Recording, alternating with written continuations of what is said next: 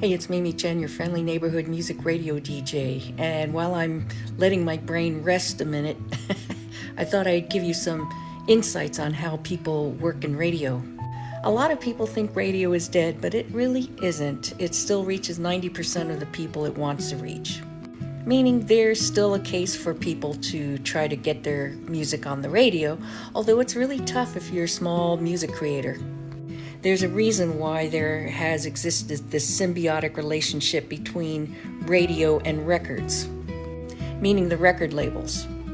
It all comes down to relationships. You see, people in the record industry, they build a relationship with people who work in the radio industry so that when they call up and say, hey, listen to this artist, then they would be more likely to listen to this artist and also play it on the radio.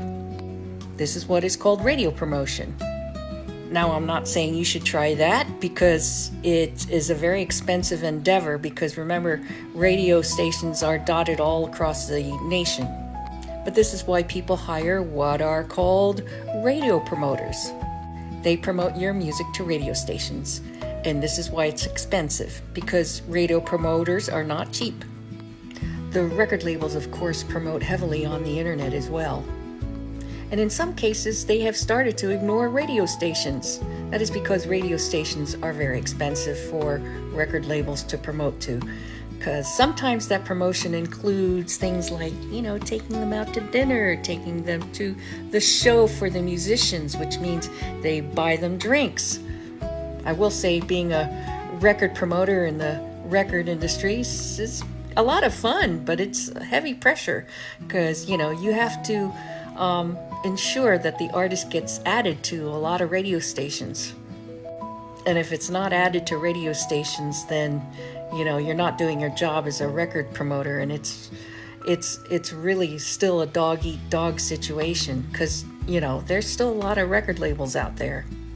Also, labels sometimes do what is called, offering a trip somewhere to see an artist so that the radio station is very eager to grab onto that trip and will promote the artist by playing the artist more on the radio, saying, okay, you can win this trip to see this artist. So there's a lot of give and take between the two entities.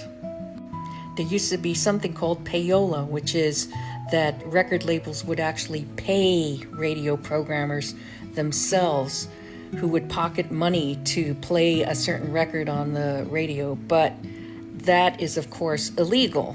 So that is why if you send a record to a radio person like myself, I do not charge money to listen. Unlike this free-for-all on the internet where people are charging people money to listen to their music just to get it on a playlist, which I think is just hideous.